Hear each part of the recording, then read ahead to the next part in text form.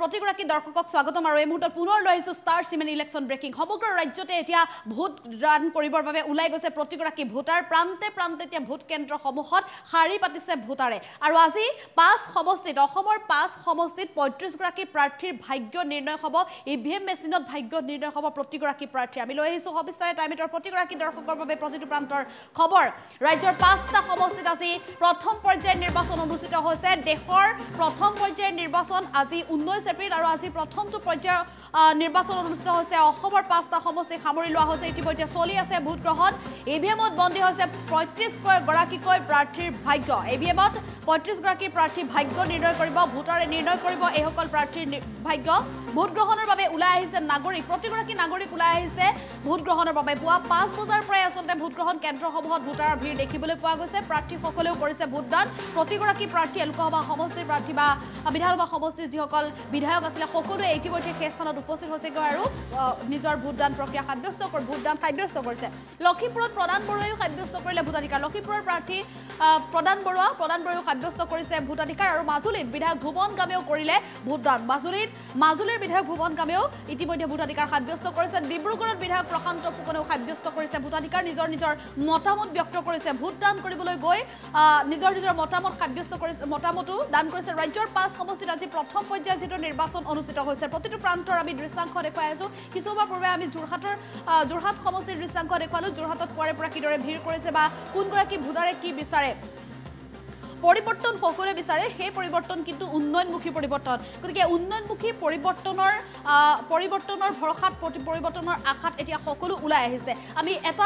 এফালে দেখুৱাইছো যোৰহাটৰ দৃশ্যাংশ আৰু আনফালে দেখুৱাইছো কাজিৰঙা লোকসভা সমষ্টিৰ দৃশ্যাংশ কাজিৰঙা লোকসভা সমষ্টিটো কাজিৰঙাৰ বিভিন্ন প্ৰান্তৰ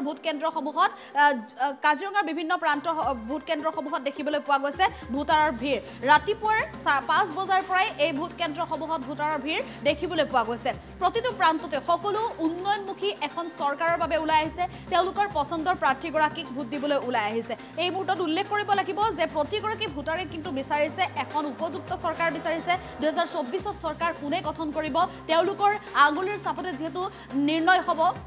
এগৰাকী প্ৰাৰ্থীৰ ভাগ্য নিৰ্ণয় হ'ব এটা ৰাজনৈতিক দলৰ ভাগ্য নিৰ্ণয় হ'ব ভৱিষ্যত নিৰ্ণয় হ'ব গতিকে প্ৰতিগৰাকী ভোটাৰে নিজৰ বিবেক ভোট প্ৰদানৰ বাবে ইতিমধ্যে প্ৰতিটো ভোট কেন্দ্ৰতে ভিৰ কৰা পৰিলক্ষিত হৈছে পুৰুষ মহিলা সকলো ওলাই আহিছে দিনটোৰ বাবে তেওঁলোকৰ অন্যান্য কাম আছে গতিকে পুৱাৰ ভাগতে তেওঁলোক এনেধৰণে ভোটদানৰ বাবে ওলাই আহিছে আৰু এয়া দেখিবলৈ পাইছে কাজিৰঙা সমষ্টিৰ দৃশ্যাংশ আৰু সমান্তৰালভাৱে যোৰহাট সমষ্টিৰ দৃশ্যাংশ দেখিবলৈ পোৱা গৈছে যোৰহাট লোকসভা সমষ্টিৰ দৃশ্যাংশ দেৱীচৰণ উচ্চ মাধ্যমিক বিদ্যালয়ৰ সন্মুখতো এতিয়া পুৱাৰে পৰা ভোটাৰৰ ভিৰ দেখিবলৈ পোৱা গৈছে প্ৰতিগৰাকী ভোটাৰে নিজৰ বিবেক ভোট প্ৰদানৰ বাবে ওলাই আছে আমি অন্যান্য সমষ্টিৰ দৃশ্যাংশসমূহ দেখুৱাবলৈ চেষ্টা কৰিম শোণিতপুৰৰ দৃশ্যাংশ যদি আছে আমি শোণিতপুৰৰ দৃশ্যাংশ দেখুৱাবলৈ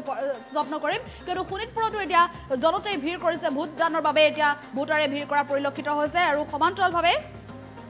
লক্ষীপুৰলৈ ওলাই আহিছে লক্ষীপুৰতো মাজুলীৰ বিধায়ক ভুৱন গামে ভোটাধিকাৰ সাব্যস্ত কৰিবলৈ আহি নিজৰ মতামত ব্যক্ত কৰিছে আৰু একেধৰণে ডিব্ৰুগড়তো বিধায়ক প্ৰশান্ত ফুকন ওলাই আহিছে ডিব্ৰুগড়ত বিধায়ক প্ৰশান্ত ফুকনেও ভোটাধিকাৰ সাব্যস্ত কৰিছে সাধাৰণ নাগৰিকৰ সমান্তৰালভাৱে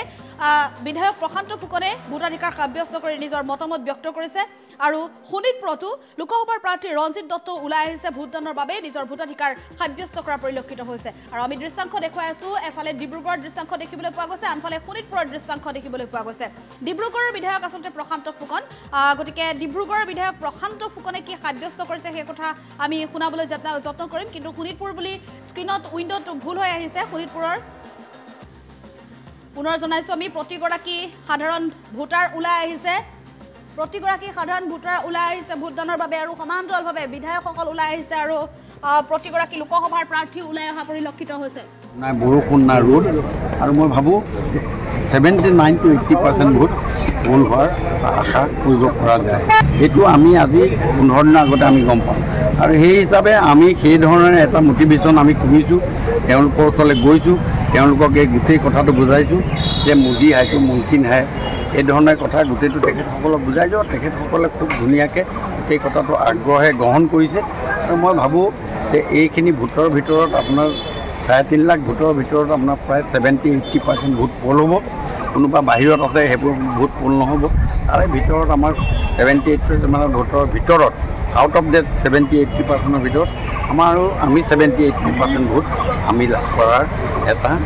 আমি প্ৰয়াস কৰিছোঁ আৰু এইটো এটা যথেষ্ট ভাল ছিগনিফিকেণ্ট আমি নতুন ভোটাৰৰ পৰা আমি পাইছোঁ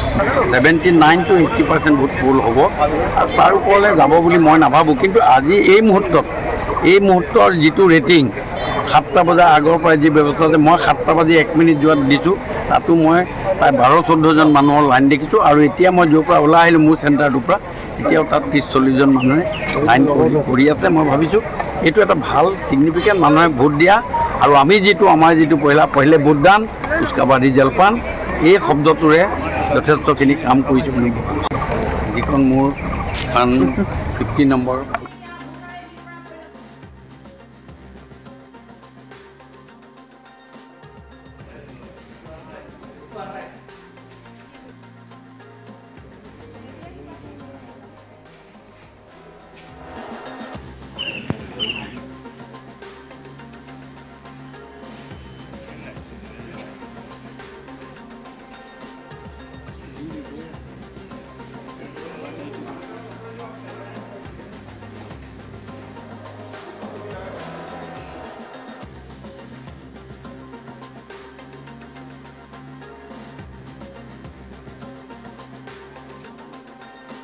এই পাতিয়ে ভোটদান কৰিব লাগে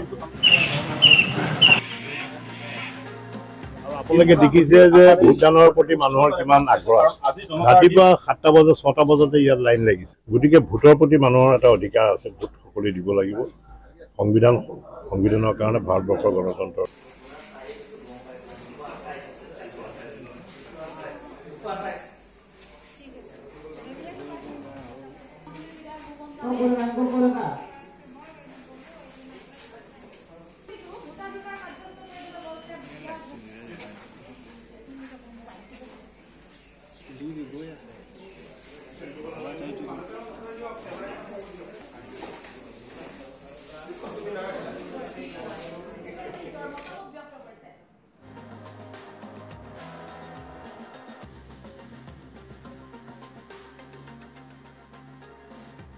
সকলো ভোটাৰছক এটাই অনুৰোধ জনাম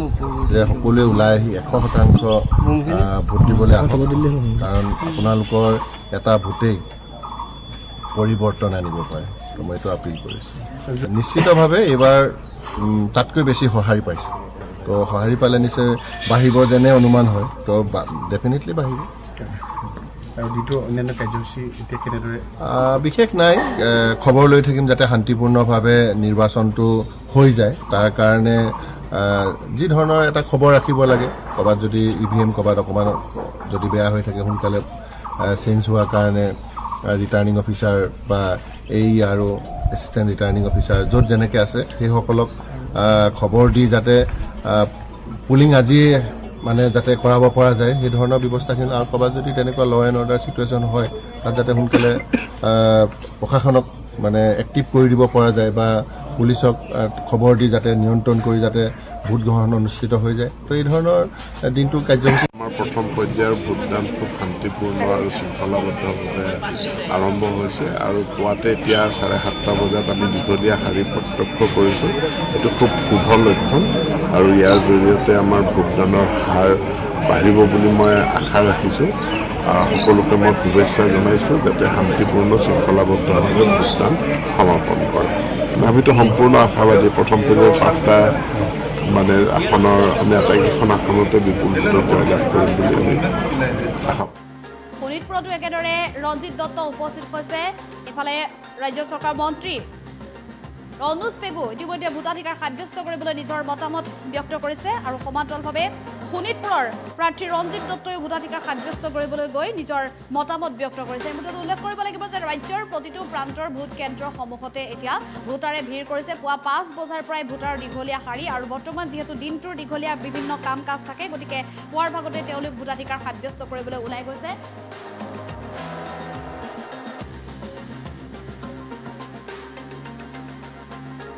আমি উল্লেখ কৰিম যে লখিমপুৰত প্ৰদান বৰুৱাৰ পিছতে এবাৰ শোণিতপুৰত ৰঞ্জিত দত্তই নিজৰ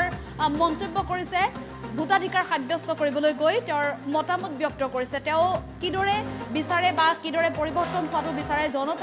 জনতাৰ ওপৰত তেওঁৰ কি আশা আছে বা ভোটাৰ ওপৰত কি আশা আছে সেয়া মন্তব্য কৰিছে শোণিতপুৰত ৰঞ্জিত দত্তই ৰাইজৰ খুব ভাল আমি খুবেই ভাল নিৰ্বাচনৰ প্ৰচাৰৰ সময়তো ৰাইজৰ খুব ভাল আমি সঁহাৰি পাইছিলোঁ আৰু মই ভাবোঁ এইবাৰ খুব ভাল হ'ব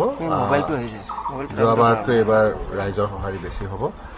মই খালি আজি এই মুহূৰ্তত মই সকলো ভোটাৰ্ছক এটাই অনুৰোধ জনাম যে সকলোৱে ওলাই আহি 100% ভোট দিবলৈ আহক কাৰণ আপোনালোকৰ এটা ভোটেই পৰিৱৰ্তন আনিব পাৰে মই এইটো আপিল কৰিছোঁ নিশ্চিতভাৱে এইবাৰ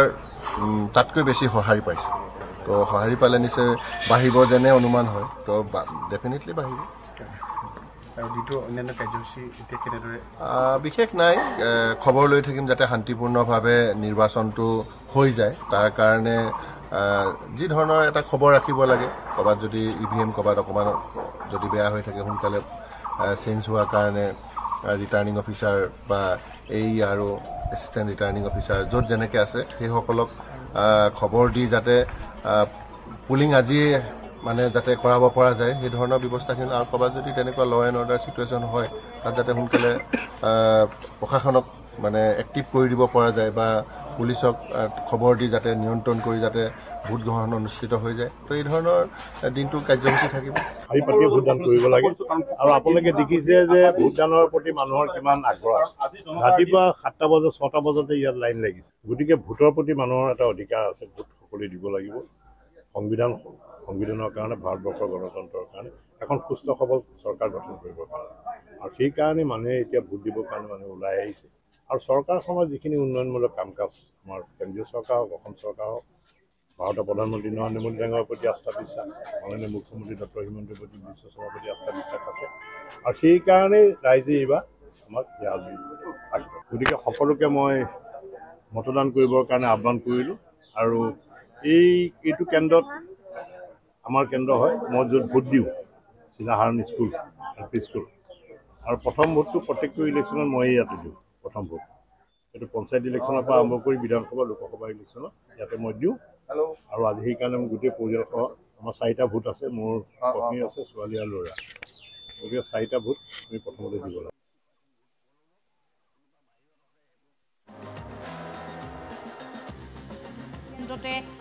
ভোটাৰে ভিৰ কৰিছে আৰু ৰাজ্য চৰকাৰ মন্ত্ৰী ৰণোজ পেগু ভোটাধিকাৰ সাব্যস্ত কৰিবলৈ গৈছে সকলো নাগৰিকে বিচাৰিছে উন্নয়ন আৰু উন্নয়নৰ স্বাৰ্থতে সকলোৱে ভোট দিছে